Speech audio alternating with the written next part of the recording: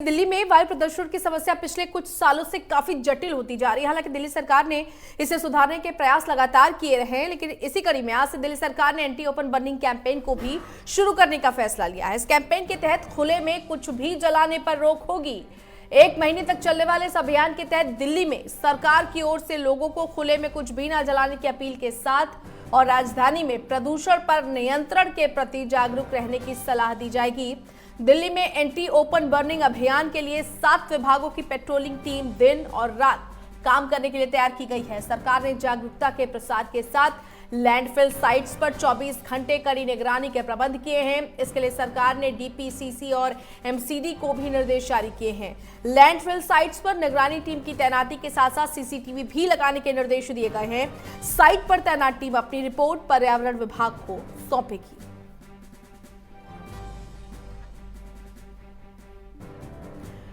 तो एक्यूआई सुधार के लिए दिल्ली सरकार की ये पहल, 1 महीने तक खुले में कुछ भी जलाने पर रोक। दिल्ली सरकार का एंटी ओपन बर्निंग कैंपेन अगले 1 महीने तक लोगों से ये अपील की जाएगी। साथ ही साथ लोगों से ये भी कहा जाएगा एक्यूआई सुधारने में मदद करें। संवाददाता नितिन धीमान हमारे साथ जुड़ गए हैं। Nitin, anti open burning campaign, AQI सुधार के लिए दिल्ली सरकार की ये पहल, क्या जानकारी? देखिए, समर एक्शन प्लान एक सरकार की तरफ से बनाया गया था कि जो गर्मियों में पोल्यूशन होता है उसके तहत क्या क्या रोकथाम की जाएगी। उसी के मद्देनजर अब एक अभियान शुरू हो रहा है आज से।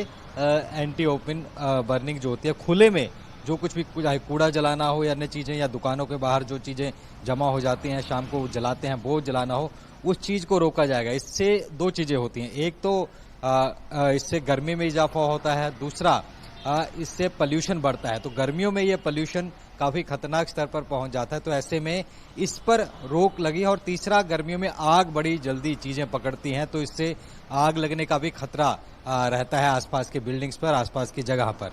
और जो कूड़े के ढेर हैं, खत्ते हैं, वहां पर आग लग के सुलगते रहते हैं वो कई दिन, या बड़े पहाड़ हो, चाहे गाजीपुर हो या अन्य हो, वहां पर ऐसी चीजें ना हो, इसके लिए आज से अभियान शुरू किया जाएगा। गोपाल राय एनवायरमेंटल मिनिस्टर वो शुरू करेंगे थोड़ी देर बाद, और इसमें टीमें बनाई गई हैं, डे के लिए अलग, नाइट के लिए अलग, जो जगह जगह जाके पेट्रोलिंग करेंगे और संभावित क्षेत्र जहां पे आग लगाई जाती है खुले में, वहां का दौरा करेंगे और वहां पर फिर उस हिसाब से ये चीजें रुकवाई जाएंगी। जुर्माना लगाना है या अन्य चीजें करनी है, उस चीज का भी प्रावधान इसमें रखा जाएगा। तो पूरे तरीके से कम 1 महीने, क्योंकि जून महीने के अंत में आते आते बरसात आ जाती है, तो फिर उतना दिक्कतों का सामना नहीं करना पड़ता। तो ऐसे में ये पूरा 1 महीना ओपन में दिल्ली में कहीं भी आग नहीं जलाई जा सकती है।